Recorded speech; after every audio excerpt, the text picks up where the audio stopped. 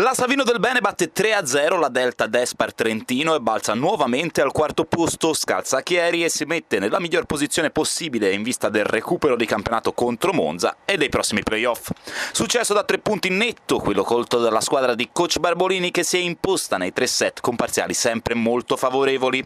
25-15, 25-18, 25-15 i margini della vittoria consecutiva numero 5 in campionato per la Savino del Bene, guidata nelle segnature da una Stisiak da 14 punti e da una Popovic da 11.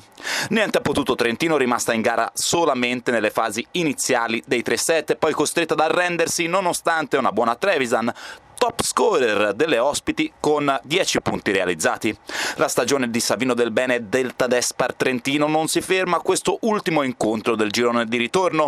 La Savino del Bene, che mercoledì affronterà il ritorno dei quarti di Champions League contro Conegliano, domenica affronterà il recupero della 22esima giornata di campionato contro la Saugella Monza. La Delta Despar Trentino invece tornerà in campo giovedì nel recupero della 17esima giornata e poi domenica in casa di Perugia per il recupero del 18esimo turno. Sono molto contenta perché abbiamo fatto vedere quello che sappiamo fare, cioè di mantenere la continuità dall'inizio alla fine e fare pochi errori che di solito con queste squadre qui ne facevamo tanti, quindi soprattutto in prospettiva delle prossime partite sono contenta perché abbiamo alzato, penso, il nostro livello di gioco.